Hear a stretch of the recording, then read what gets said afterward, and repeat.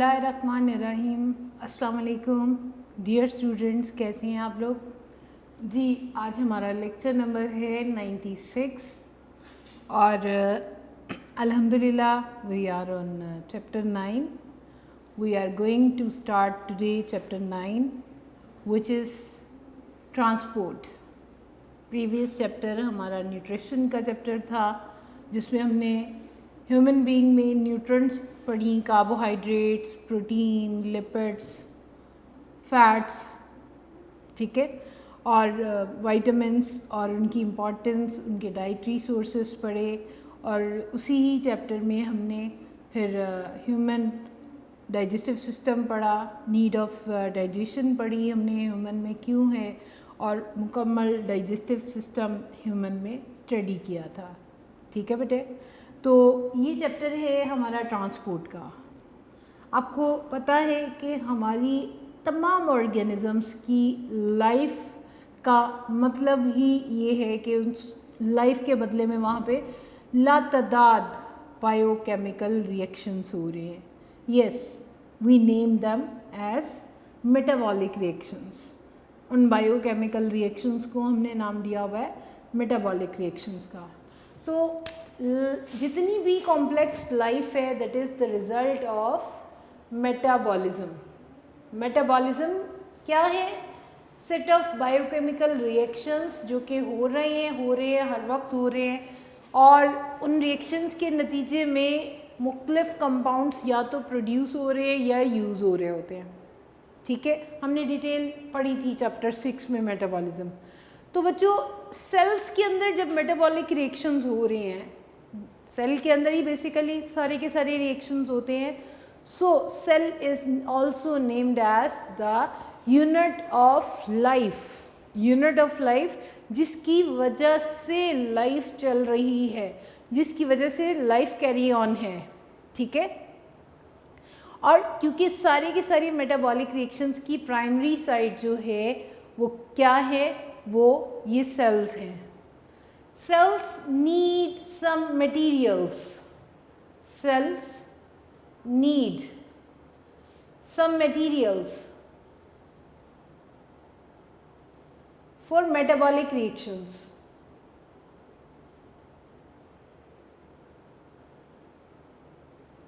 उनको metabolic reactions करने के लिए कुछ मटेरियल्स की ज़रूरत होती है from their environment.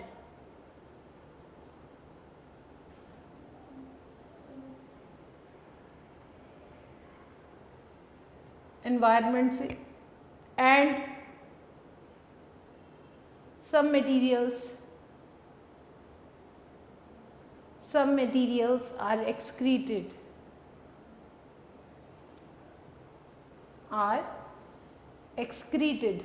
सेल से निकाले जाते हैं एज वेस्ट प्रोडक्ट्स। तो क्योंकि सेल के अंदर बहुत सारे मटेरियल्स की ज़रूरत है जिनसे वो मेटाबॉलिक रिएक्शंस को कंप्लीट करेंगे, और बहुत सारे मटेरियल्स ऐसे भी होंगे जो मेटाबॉलिक रिएक्शंस के दौरान में पैदा हो चुके होंगे और वो हार्मफुल होंगे, उनको ज़रूरत होगी सेल से बाहर निकालने की। बच्चों, जो सिंपल सेलुलर स्ट्रक्चर्स हैं, यूनिसेलुलर ऑर्गेनिजम्स हैं, उनमें तो डिफ्यूजन ही का प्रोसेस काफ़ी है। डिफ्यूजन, एक्टिव ट्रांसपोर्ट का प्रोसेस काफ़ी है to complete this type of transport, के वो जिन अनवांटेड मटेरियल्स हैं उनको वो सेल से बाहर निकाल दें, और जिन मटेरियल्स की ज़रूरत है with the help of semi permeable membranes, cell membrane, वो उन मटेरियल्स को सेल के अंदर ले आए। ठीक है ना। तो ये सेल वाहिद एक यूनिसेलुलर ऑर्गेनिजम्स के लिए तो ये बहुत कन्वीनियंट है कि वो ट्रांसपोर्ट कर लें, जिन मॉलिक्यूल्स की ज़रूरत है उनको एनवायरनमेंट से ले लें, और जो उसके लिए अनवांटेड है उनको एक्सक्रीट आउट कर दें। But not suitable for multi cellular organisms. Multi cellular organisms में क्या है, क्योंकि multi cellular organism million trillion cell से मिलकर बने हैं, तो उनमें तो अगर हम कहें कि जी खाली डिफ्यूजन से या एक्टिव ट्रांसपोर्ट से मटेरियल्स चले जाएंगे या वापस आ जाएंगे, तो दिस इज़ वेरी इनसफिशेंट, क्योंकि डिफ्यूजन को अक्रॉस सेल्स मूव करने के लिए बहुत सारा टाइम चाहिए होता है, और जब सेल्स हों मिलियन ट्रिलियन तो वहाँ पे डिफ्यूजन का प्रोसेस बिल्कुल स्लो डाउन हो जाएगा और सेल्स की नीड पूरी नहीं होगी। तो यहाँ पर ट्रांसपोर्ट के चैप्टर में हम ये पढ़ेंगे कि प्लांट्स में ट्रांसपोर्ट कैसे होती है। मल्टी सेलुलर ऑर्गेनिजम्स हैं plants and animals and human beings. तो हम पहले डिस्कस करेंगे how transport occur in plants. Plants में ट्रांसपोर्ट का सिस्टम क्या है और कौन से टिश्यूज़ या कौन से पार्ट्स हैं, ऑर्गन्स हैं जो इस सिस्टम को कंप्लीट करने में मदद करते हैं। फिर एट द एंड हम हमारा जो दूसरा टॉपिक होगा इसी चैप्टर में, जैसे कि प्रीवियस में भी आपने देखा था, इस चैप्टर में हम प्लांट्स के बाद एनिमल्स में और स्पेशली ह्यूमन बींग्स में डिस्कस करेंगे कि how the transport system work, transport के लिए कौन कौन से ऑर्गन्स काम कर रहे हैं, ठीक है, और कौन कौन से ऑर्गन्स उसको कंप्लीट कर रहे हैं। तो फर्स्ट ऑफ ऑल हमारा टॉपिक है बच्चों ट्रांसपोर्ट इन प्लांट्स, ठीक है। प्लांट्स में ट्रांसपोर्ट की क्या ज़रूरत है? ट्रांसपोर्ट इन प्लांट्स, तो फर्स्ट ऑफ ऑल कौन सा मटेरियल है जिसकी ट्रांसपोर्ट की ज़रूरत है? तो बात आ जाएगी पानी की। Water is vital, vital mean very important for plants life. आपको पता है बच्चों कौन कौन से फंक्शंस हैं प्लांट्स में जो कि कंप्लीट होते हैं वाटर की वजह से। अब वो फंक्शंस हैं, यहाँ पे उनकी लिस्ट तैयार करते हैं जो पानी की वजह से हो रहे हैं प्लांट्स के अंदर। वो फंक्शंस हैं first of all photosynthesis. Photosynthesis का प्रोसेस ही प्लांट की अंदर पानी की वजह से होता है, ठीक है। फोटोसिंथेसिस आपको पता है, सिंथेसिस ऑफ ग्लूकोज। उसके बाद बेटे टर्गर प्रेशर मेंटेन रहता है। आपने कभी प्लांट्स को देखा हो, टर्गर प्रेशर, नॉन वुडी जो प्लांट्स होते हैं उनमें ये बहुत इम्पॉर्टेंट मैकेनिज़्म है टर्गर प्रेशर। जब प्लांट्स की बॉडी में उनके वैक्यूल्स में, उनके सेल के वैक्यूल के अंदर पानी बहुत ज़्यादा भर जाता है, तो हर एक सेल के ऊपर इंटरनली सेल वॉल के ऊपर एक प्रेशर एग्जर्ट हो रहा होता है उस पानी की मदद से जो वैक्यूल के अंदर होता है। That pressure exerted by water is known as turgor pressure. और यही टर्गर प्रेशर है जो सेल बाय सेल तमाम प्लांट बॉडी में डेवलप होता है और जिसकी वजह से plants become very hard and firm. ये आपने कभी गौर किया डे टाइम पे जो ज़्यादातर लीव्स होते हैं वो सनलाइट की तरफ इस तरह फेस किए होते हैं टू एब्जॉर्ब मैक्सिमम सनलाइट। उसके लिए उनको इस पोजीशन में रहना पड़ता है, ठीक है ना। वो लीफ फेस किए होते हैं टुवर्ड सनलाइट, तो वो फेस क्यों किए होते हैं? ड्यू टू टर्गर प्रेशर, ठीक है। अगर टर्गर प्रेशर नहीं होता तो लीव्स आपने देखे होंगे मुरझा जाते हैं, विल्ट हो जाते हैं, ठीक है। तो turgor pressure non woody plants में एक सपोर्ट का काम करता है, एक स्ट्रेंथ का काम करता है। This turgor pressure is also produced with the help of water, photosynthesis. और तीसरा है बहुत सारे बायोकेमिकल रिएक्शंस जो हैं वो हो रहे हैं in the presence of water. Biochemical reactions need water. इसके बाद बच्चों ये तो हो गया थर्ड फंक्शन, ठीक है, नीड वाटर। अब फोर्थ फंक्शन है प्लांट बॉडी का भी टेम्परेचर होता है। Body temperature is regulated. Body temperature आपने देखे बेचारे प्लांट सारा दिन धूप जब निकलती है तो कितनी स्वेयर भी होती है गर्मियों में, तो सनलाइट को फेस कर रहे होते हैं और उनकी बॉडी बहुत गर्म हो सकती है या उनका टेम्परेचर इंक्रीज हो सकता है। Body temperature in plants is regulated with water.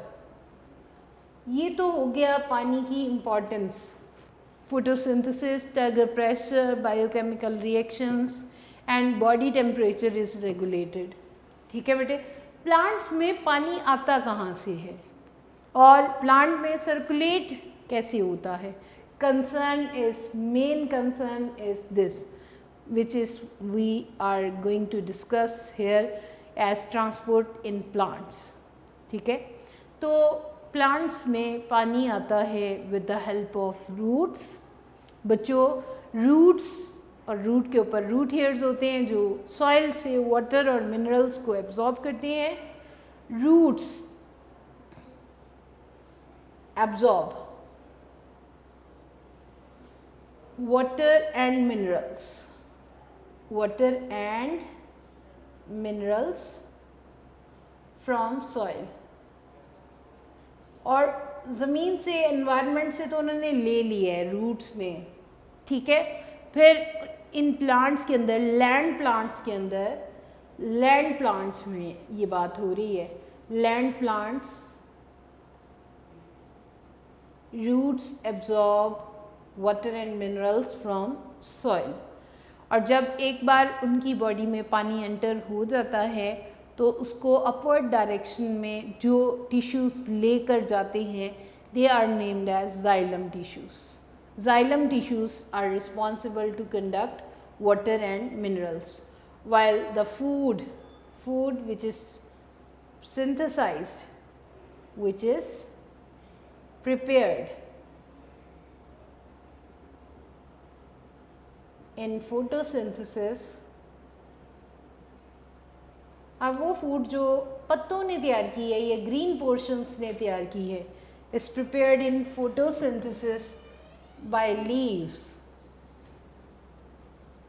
अब यहाँ पे ज़रूरत है कि उस फूड को भी ट्रांसपोर्ट किया जाए। बाय लीव्स इज ट्रांसपोर्टेड, जैसे पानी को जब रूट्स एब्जॉर्ब कर लेती हैं तो जाइलम ट्रांसपोर्ट करता है, इसी तरह से इस फूड को ट्रांसपोर्ट कौन करेगा? Food which is prepared in photosynthesis by leaves is transported by phloem tissues. Phloem tissues करते हैं। जाइलम और फ्लोएम टिश्यूज़ तमाम लैंड प्लांट्स में पाए जाते हैं सिवाय मॉसेस एंड लिवरवर्ट्स के। जाइलम, ये दो अहम टिश्यूज़ हैं, जाइलम एंड फ्लोएम टिश्यूज़। बच्चों, ये तमाम लैंड प्लांट्स में पाए जाते हैं, तमाम प्लांट्स में पाए जाते हैं। Are found in all plants except liverworts। ये वो प्लांट्स हैं जिनके अंदर जाइलम और फ्लोएम नहीं है। लिवरवर्ट्स एंड मॉसेस, इनको आप नॉन वास्कुलर प्लांट्स भी कह सकते हैं। are found in all plants except liverworts and mosses। These tissues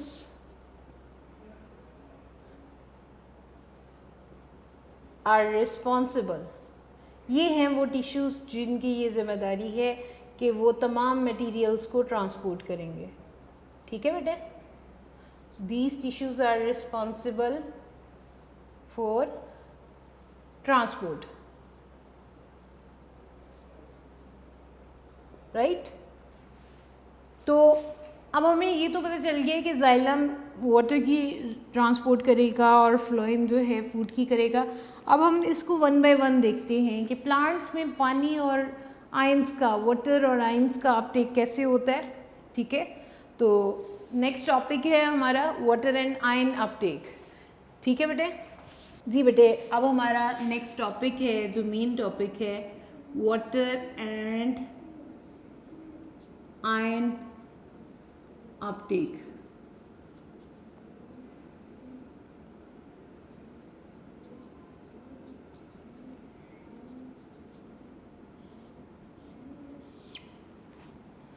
तो सबसे पहले हम रूट्स की बात कर लेते हैं। यहाँ पे रूट की डायग्राम बनाएंगे पहले और देखते हैं कि रूट्स, एक प्लांट में रूट का क्या फंक्शन होता है। This is the main root और उसी में से फर्दर ब्रांचेस निकल रही होती हैं।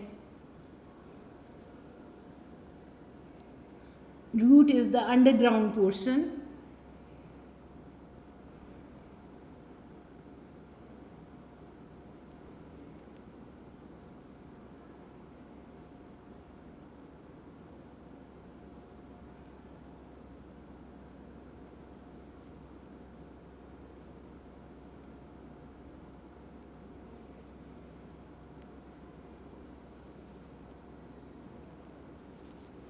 और बच्चों यहाँ से फर्दर ब्रांचेस भी निकल रही हैं and you can see small hair on its structure. These are hair-like structures, root hairs। ठीक है, तो ये रूट्स हैं प्लस रूट हेयर्स ये क्या काम करते हैं? रूट 3 फंक्शन परफॉर्म करती है। Root perform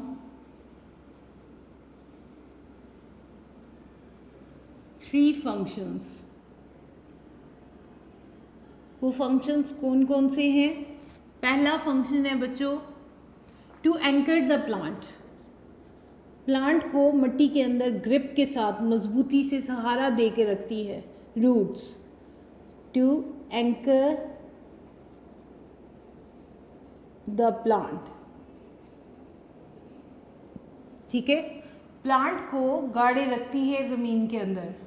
to anchor the plant in soil.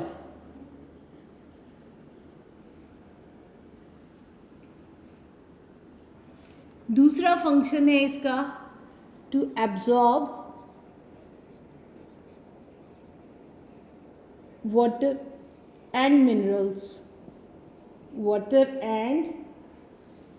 Minerals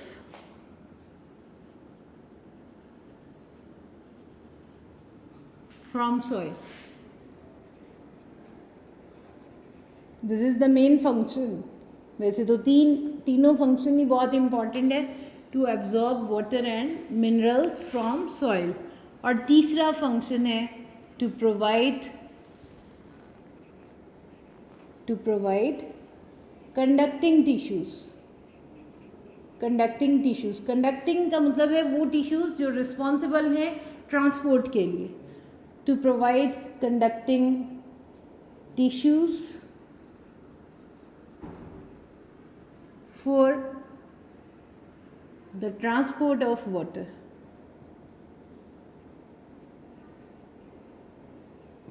For transport, conducting tissues provide करती है for the transport of water and minerals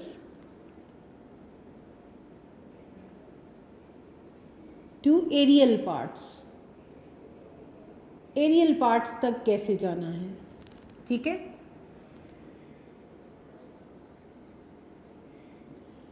पहला फंक्शन है पूरे प्लांट बॉडी को सपोर्ट देना, एंकर करना सॉइल में, और दूसरा फंक्शन है वाटर और मिनरल्स को सॉइल से एब्जॉर्ब करना, और तीसरा अहम फंक्शन है to provide conducting tissues for the transport of water and minerals to aerial parts.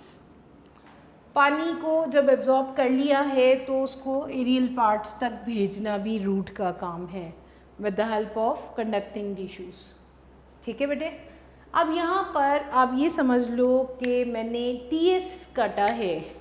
TS means यहाँ पर इतना पोर्शन इसका काट के रूट का, जिसके अंदर रूट हेयर्स भी हैं, इतना पोर्शन काटा लिया है। बहुत ही थिन स्लाइस काटा जाता है और उसको फिर इंटरनल स्ट्रक्चर ऑफ रूट को स्टडी करने के लिए माइक्रोस्कोप में देखा जाएगा इतने पोर्शन को। That is named as internal structure of root.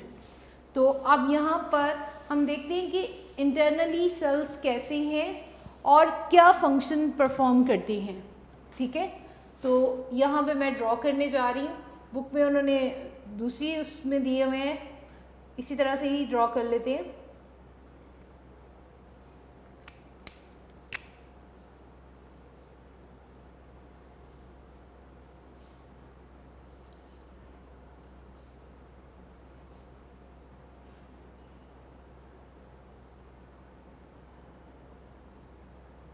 Book में उन्होंने सेंटर्ड से बताना शुरू किया है। ये यहाँ पे आउटर मोस्ट कवर है, दिस वन।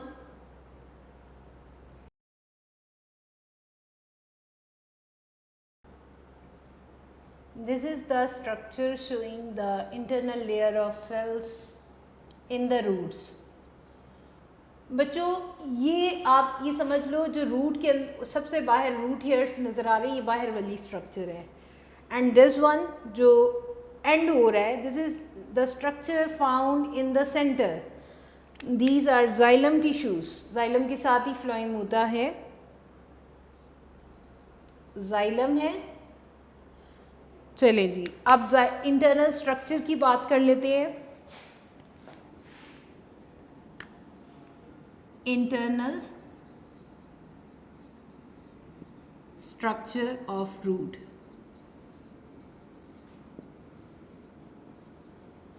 तो बच्चों सबसे पहले सेंटर में जो चीज़ आ रही है जाइलम है, और जाइलम के साथ ही यहाँ पर फ्लोएम टिश्यूज भी पाए जाएंगे।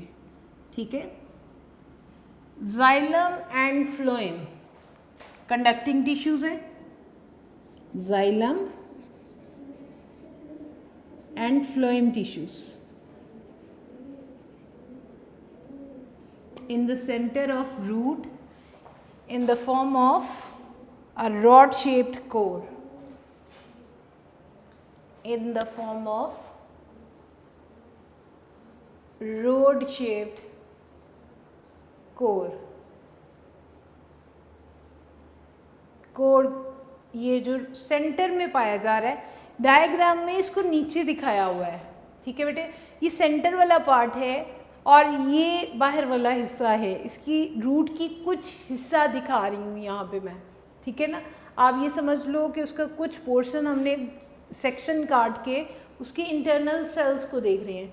And these are the xylem cells, you can see hair with secondary walls thickening. जाइलम और फ्लोएम टिश्यूज़ है, कंडक्टिंग टिश्यूज़ है, और ये रूट की लेंथ के बराबर ऊपर तक, जिस तरह रूट की जितनी लेंथ होगी उतना ही जाइलम होगा। ठीक है बेटे, और रूट के जाइलम और फ्लोएम के बाद अंदर बाहर की तरफ क्या चीज़ है? Outer to xylem and phloem there is a narrow layer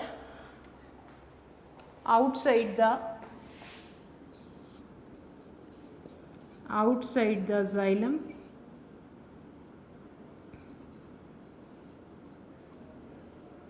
and phloem। इनके बाहर there is a narrow layer,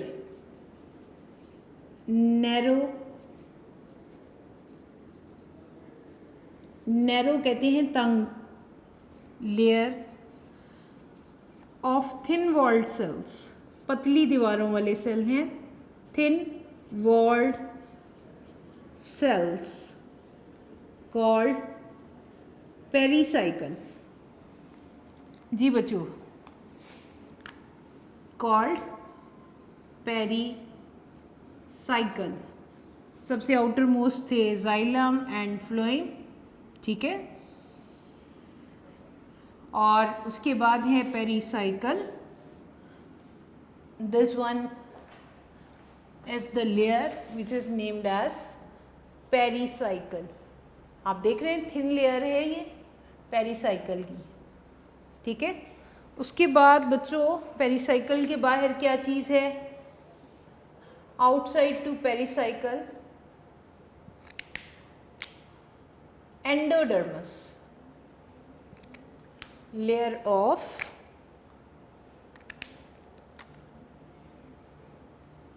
endodermis. Endodermis की लेयर पाई जा रही है। This is indicating here endodermis.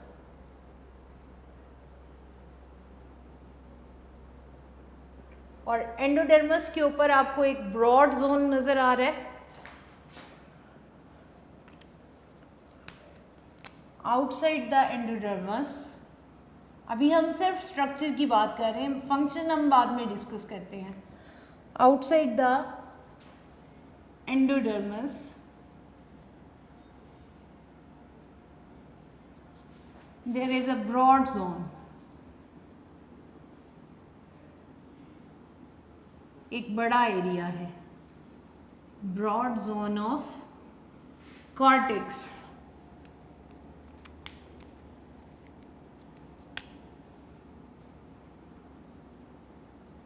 Broad zone ये जो हैं ये बड़े हैं, लार्जर वॉल्स के साथ हैं, थिन वॉल्ड हैं और many layers. Broad zone of cortex having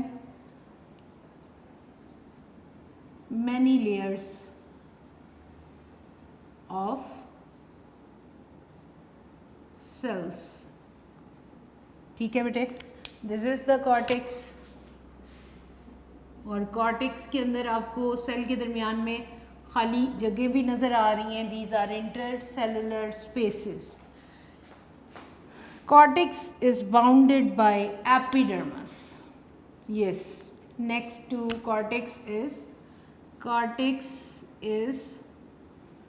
bounded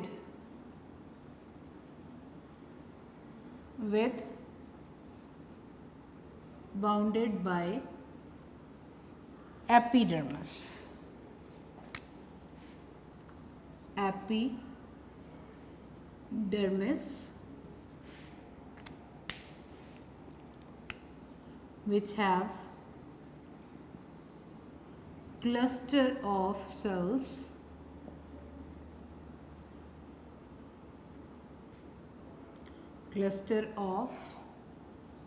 root hairs.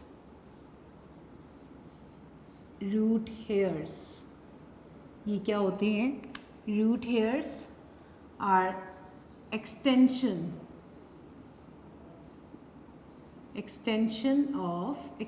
का मतलब होता है बढ़ जाना, किसी चीज़ का बड़े हो जाना। Are extension of epidermal sales.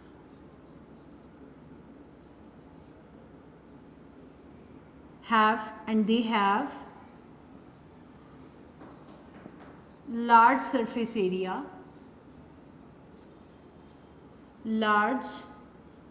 surface area for absorption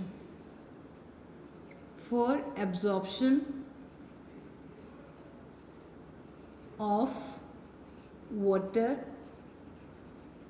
and minerals.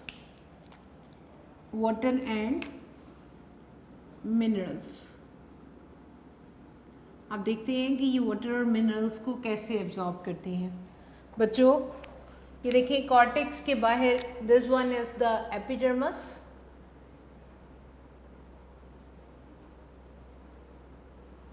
And epidermis से बाहर की तरफ these are the extensions which are named as root hairs.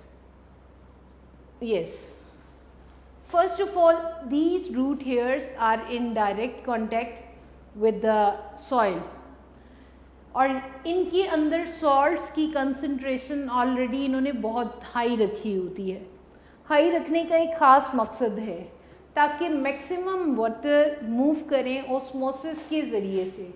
Water will move by the process of osmosis through these root hairs. अब जब ये root hair से पानी अंदर आएगा, ठीक है, वाटर मूव करेगा बाय ऑस्मोसिस, एंड सॉल्ट्स किस तरह से मूव कर सकते हैं?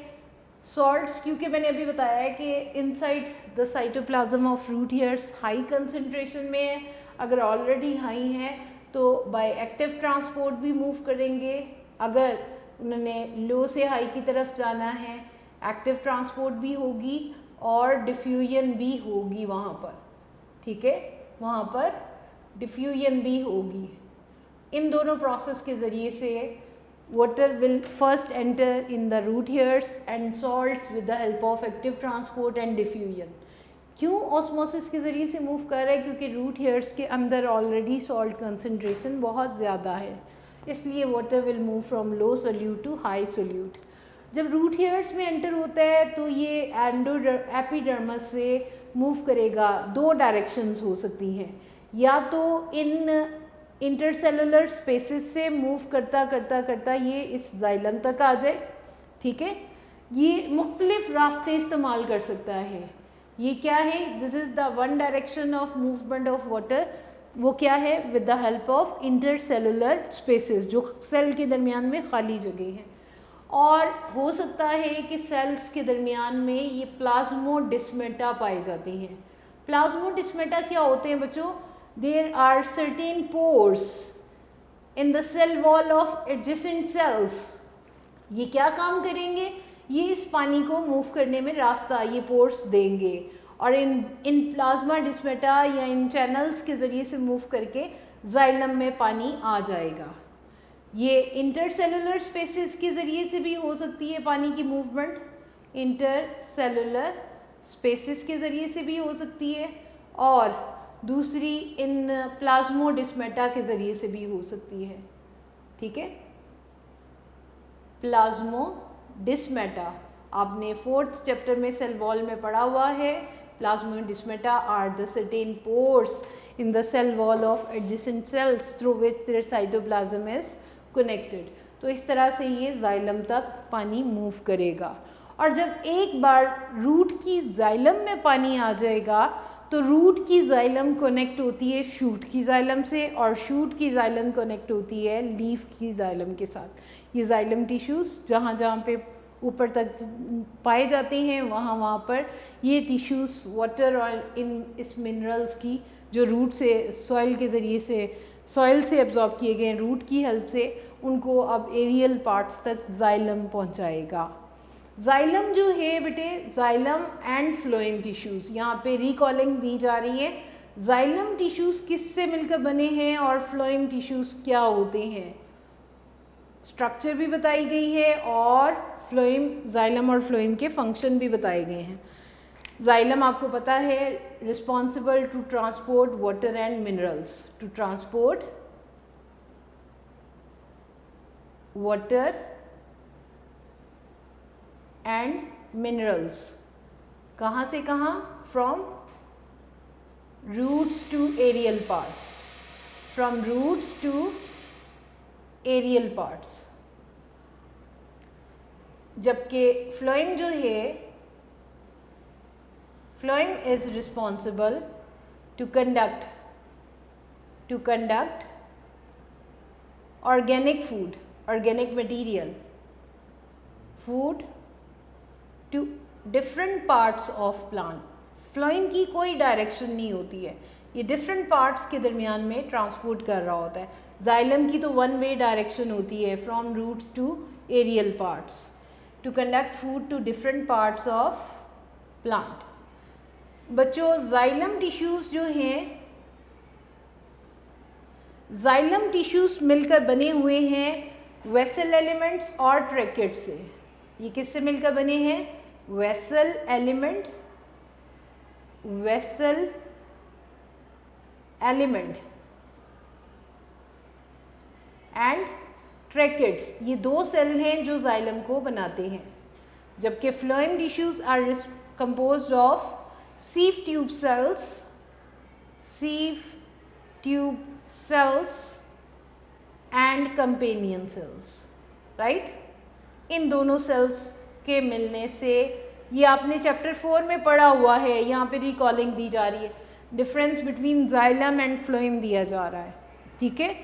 जाइलम पानी की ट्रांसपोर्ट करता है, फ्लोएम फूड की ट्रांसपोर्ट करता है। Xylem is composed of vessel elements and tracheids, while phloem tissues are composed of sieve tube cells and companion cells। इस तरह से प्लांट्स के अंदर वाटर और आयंस एंटर होते हैं, उनका अपटेक किया जाता है। Water and ion Uptake board में एज अ लॉन्ग क्वेश्चन आ चुका है, इसमें से जाइलम और फ्लोएम का डिफरेंस पूछा जा सकता है। और ये कह रहे हैं बच्चों साइड बॉक्स में कि water always move from high water potential to low water potential, यानी ज़्यादा पोटेंशियल से कम की तरफ मूव करता है। और वाटर का सॉल्यूट्स के साथ हमेशा इन्वर्स रिलेशन होता है। जब पानी हाई पोटेंशियल से मूव करेगा वहाँ पे सोल्यूट्स कम होंगे, और जब लो पोटेंशियल मीन्स वहाँ पे सोल्यूट ज़्यादा हैं और पानी कम है, ठीक है। और रूट्स सॉल्ट्स का इनटेक एक और तरीके से भी करती हैं कि रूट्स सॉइल के अंदर अपने साथ बहुत सारी फंगस को और बहुत सारे बैक्टीरिया को रखते हैं, जो उनको ये फंगस जो है, ये रूट्स जो हैं उनको रहने की जगह दे देती हैं, और बदले में ये बैक्टीरिया और फंगस उनके लिए सॉल्ट्स और सोल्यूट्स को एब्जॉर्ब करके उनकी मिनरल डेफिशिएंसी को पूरा करते हैं। ये साइड बॉक्स इन्फॉर्मेशन है, ये भी आपने ज़रूर पढ़नी है, ठीक है बेटे। ओके, अल्लाह हाफिज़।